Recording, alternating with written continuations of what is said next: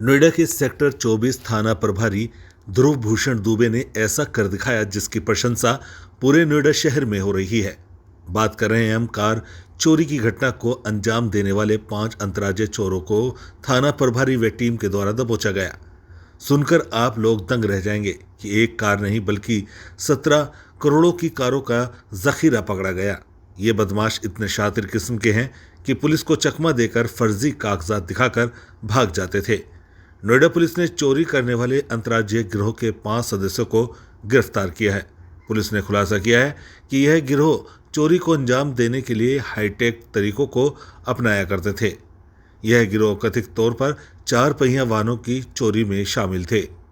Police ने बताया कि इस ECM सिस्टम की वजह से गिरोह 5 से 10 मिनट के भीतर डुप्लीकेट चाबी बना लेता था और कार में घुसने के लिए नई चाबी को मोड बना डालता था। जिला पुलिस उपाधीक्षक नोएडा राम बदन सिंह ने गुरुवार को बताया कि अतिरिक्त DCP मनीष मिश्रा के निरीक्षण में हुए इस अभियान में 17 चोरी हुई वाहन और चोरी में इस्तेमाल किए गए विभिन्न औजार बरामद किए गए। उन्होंने संवाददाताओं से कहा कि 17 बरामद कारों के अलावा वे कई अन्य वाहन चोरी में शामिल रहे हैं। हम उन्हें हिरासत में लेने और उन मामलों को भी सुलझाने की कोशिश करेंगे। पुलिस ने पकड़े गए लोगों की पहचान अब्बास उर्फ इकराम, कप्तान उर्फ भूरा, आरिफ उर्फ डोरा मोन, आसिफ, अब्दुल रज्जाक, जिन्हें विभिन्न चोरी के सामानों के साथ पकड़ा गया था।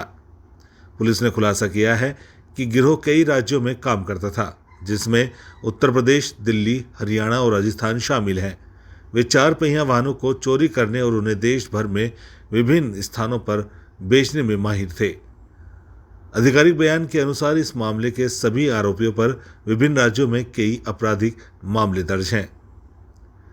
नोएडा से धर्मेंद्र शर्मा की रिपोर्ट, नेशन न्यूज़ 18।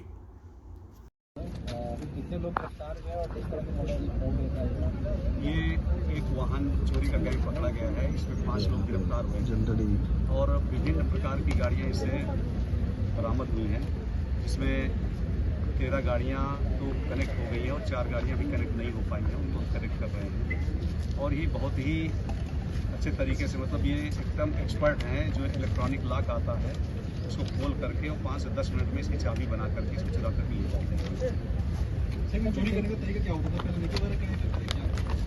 ट्रैकी भी करते हैं ये, और ये देखते हैं कि गाड़ी बहुत सेफ स्थान पे हो, और चूंकि अपने पूरे टूल्स भी रखते हैं, गाड़ी के नीचे लेट जाएंगे, वहाँ अपनी गाड़ी बगल में लगा लेंगे, उसको बनाने लगेंगे ताकि लोगों को शक न हो।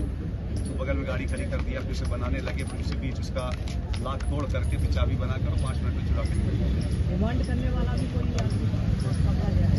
एक आदमी पकड़ा गया है जो खरीदता था इसमें, वो भी पड़ा है। और अभी चूंकि इतना बड़ा इनका नेटवर्क है, इतने कम समय में हो नहीं पाता है, तो हम लोग इसके बारे में इन्वेस्टिगेशन कर रहे हैं कि और कहाँ इन्होंने बेचा है। कितने टाइम से गाड़ियां चोरी कर रहे थे और कितनी गाड़ियां तक बेच चुके हैं? ये तो कई सालों से गाड़ियां चोरी कर रहे हैं, क्योंकि अगर आप इनकी क्रिमिनल हिस्ट्री पे जाएंगे तो इन पे 28 मुकदमे, 20 मुकदमे, 21 मुकदमे इस तरह से हैं। और ये 3 राज्यों में है, उत्तर प्रदेश में है, मध्य प्रदेश में है, दिल्ली में है। तो इनका मतलब ये इंटर स्टेट गैंग है, बहुत बड़े क्षेत्र में ये घटनाएं करते हैं। सर, ये जो पकड़े गए हैं कहाँ के रहने वाले हैं? ये रहने वाले बेसिकली मथुरा के भी हैं, खलीलाबाद का एक रहने वाला है इसमें, और एक राजस्थान का भी रहने वाला है। सर, कौन सी गाड़ियों को टारगेट करते थे? हाँ, कौन सी गाड़ियों को ज़्यादा टारगेट करते थे? ये गाड़ियाँ जो लग्जरी गाड़ियाँ जैसे फॉर्च्यूनर है, क्रेटा है, ब्रेजा है, बेलेनो है, इस तरह की गाड़ियाँ। सर, कितनी गाड़ी से कनेक्टेड थी? इसमें गाड़ी 13 गाड़ियाँ कनेक्टेड हैं, 4 अभी कनेक्ट नहीं हो पाई। तो गैंग में सर कोई और भी लोग शामिल हैं? गैंग में और लोग शामिल हैं और उनकी भी हम इन्वेस्टिगेशन कर रहे हैं। सर, गाड़ियों के नंबर कैसे चेंज करते थे? गाड़ियों का नंबर तो ये चेंज कर लेते थे, कुछ का तो चेसिस नंबर, इंजन नंबर भी मिटा के कर लेते थे। कुछ जो गाड़ियाँ डिस्पोज हो चुकी हैं उनका भी नंबर ले लेते थे। इसमें एक आदमी था जो चाबियाँ बनाता था, दूसरा था जो नंबर प्लेट बनाता था, और सब फ्री पे सेल करता था। सर, क्या क्या उपकरण बरामद हुए इनके पास? इनके पास से तो बहुत सारे उपकरण बरामद हुए हैं, लैपटॉप से लेकर मॉडर्न टेक्निक के जितने चाबी बनाने का ECM है, प्रोग्रामर है, और जितने टूल होते हैं ठीक करने के लिए, स्पाइन वगैरह से लेकर के, ये सारी चीज़ें बरामद हैं।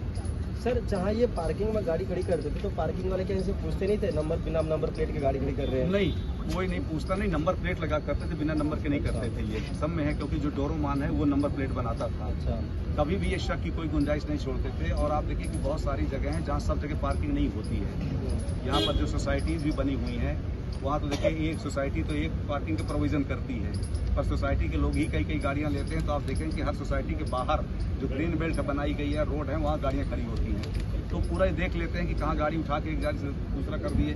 इतना किसी को टाइम रहता नहीं कि अपनी गाड़ी खोजेगा, इतनी गाड़ियाँ हैं कि नंबर मिल पाए। तो ये बहुत नंबर लगा के खड़ी करते थे, बिना नंबर की नहीं खड़ी करते थे। सर ये नोएडा में अभी तक कितनी वाहन चोरी को अंजाम दे चुके हैं? अब देखिए इसका तो पूरा टोटल अभी नहीं है, इन्हें खुद ही याद नहीं है। जिसके 28 मुकदमे 20 मुकदमे हो, उसे खुद ही याद नहीं है। अब इनका जो उससे मोबाइल से डेटा वगैरह है उसे निकाल करके ही हम इसे पता कर पाएंगे। बाकी हम कनेक्ट भी कर रहे हैं कि और हमारे पुरानी कितनी गाड़ियाँ चोरी गई हैं तब पता चल पाएगा। Sir high security number plate अभी बेचे नहीं थे ये, पर बेचने की फिराक में थे। अगर बिक गए होते तो फिर मिलते नहीं। सर ये बेचते कहाँ, दिल्ली एनसीआर में था या कहीं नहीं, बाहर? दूर ये पंजाब में, हरियाणा में, महाराष्ट्र में कई जगहों बेचते थे। सर जैसे हाई सिक्योरिटी नंबर प्लेट लगती है सर, तो जब इंटरस्टेट ये लोग जाते थे तो किसी टोल या कहीं पे इनकी पकड़ नहीं हो पाई? नहीं, पकड़ इसलिए नहीं हो पाती थी क्योंकि ये वहाँ पैसा देके निकल जाते थे। और नहीं तो जब ये चोरी करते थे तो आगे आगे इनकी गाड़ी रेकी करके जाती थी, जो इन्फॉर्म कर देती थी। और फिर एक पैसे दे करके या कागज़ दिखा करके कन्विंस कर, क्योंकि उनके सारे कागज़ बहुत प्रूफ बनाते थे ये, तो किसी को कोई डाउट ही नहीं हो पाता था कि ये कोई गलत गाड़ी है। क्योंकि देखिए हम लोगों में से जो भी गाड़ी चेक करता है वो यही करता है कि देखिए जो नंबर प्लेट लगी है वो ठीक है कि नहीं, आरसी में वही नंबर है या नहीं है। कोई झांक ये नहीं देखता है कि इसका इंजन नंबर या चेसिस नंबर मिटाया गया है या उसको कुछ किया गया है। इसके बारे में हमने आपको दिया है इस प्रेस नोट में कि जब भी आप कोई वाहन खड़ा करते हैं तो देखिए जैसे जनरली लोग क्या करते हैं कि उसमें ये लगाते हैं, इसका जो सिस्टम होता है जीपीएस का, तो जीपीएस लगा तो जीपीएस काम कर भी रहा है या नहीं कर रहा है। दूसरे जब बहुत लोग होते हैं गाड़ियां बेचते हैं तो एक ही चाबी देते हैं और कह देते हैं कि एक चाबी हमारी खो गई है। बाद में पता चलता है कि वो दूसरी चाबी से भी इस तरह का काम कर लेते हैं या उस तरह की डुप्लीकेट चाबी बना लेते हैं। जब गाड़ियां आप बेचते हैं तो उन लोगों को बेचिए जो ऑथराइज डीलर हैं, अनऑथराइज को मत बेचिए, क्योंकि आपकी गाड़ी खरीद करके आपकी गाड़ी में दूसरा नंबर चढ़ा करके वो आपका कागज मिस यूज कर लेंगे फिर आप। इस तरह की बहुत सारी चीज़ें हैं जिनको हमें ध्यान में रखना है बेचते समय, ताकि गाड़ी बेचने के बाद हम निश्चिंत हो जाते हैं, सोचते हैं कि हमारी गाड़ी तो बिक गई, कुछ दिन बाद पता चलता है कि आप भी उसमें शामिल हो गए और फिर आपके लिए दिक्कत होती है। अभी इसका तो नहीं है, ये अपने आप में खुद एक बड़ा गैंग है जिसके आप समझिए कि 28, 20 और 21, 9 इस तरह के केसेस हैं गैंग में। और ये मेरठ में है। मेरठ में आप जानते हैं कि बहुत सारी इस तरह की गाड़ियों का हमेशा से ही होता आ रहा है। ये सब सीखते हैं और इसमें ये भी है कि जैसे हमने देखा कि जो हमारा पिछला वाला गैंग जो हमने पकड़ा था उसमें कुछ लोग सीख के फिर उसमें इंडिपेंडेंट बना लेते हैं। जब उन्हें लग जाता है, कई बार पूछताछ से पता चलता है कि साहब ये पकड़ जाता है, तो फिर मैंने जब सीख लिया तो मैं फिर अलग गैंग खड़ा कर लिया।